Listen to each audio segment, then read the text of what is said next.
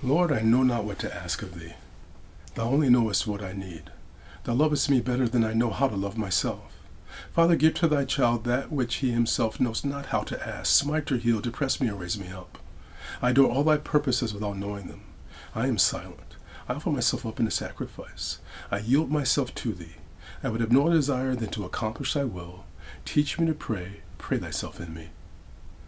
This is a Islamic prayer that I learned from the book The Printing of Philosophy by Aldous Huxley. And I want to suggest to you that it points to something I think is incredibly important in this process of developing emotional mastery. By learning how to commit ourselves to absolute practices, elements like positive indifference, where you have a relationship that no matter what happens, that you're going to love your life. These are absolute practices. These practices end up creating freedom for ourselves emotionally. You know, when we have transactional practice, when we are saying, okay, I'm going to do this as long as it's working for me, there's some part of us that's always gauging whether it's working for us. And that's when we get in our own way. That's when we're doing that element where we're standing on the plywood and trying to lift it. When we block ourselves because what we want doesn't fit with what's happening.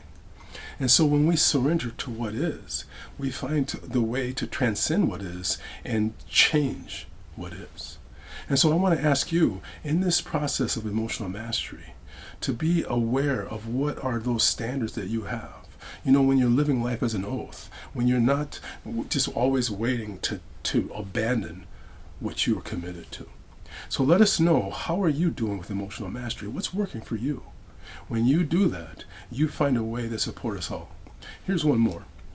I no longer try to change outer things. They are simply a reflection. I change my inner perception, and the outer reveals the beauty so long obscured by my own attitude. I concentrate on my inner vision and find my outer view transformed.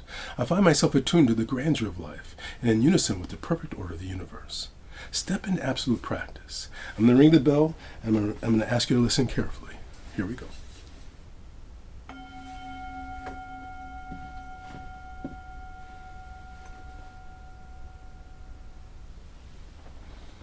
When you step into absolute practice, you step into a true presence, connecting with being more willing to do what you are needing to do to be more effective. Thank you, my friend. Thank you for joining. Thank you for being part of this process. Namaste.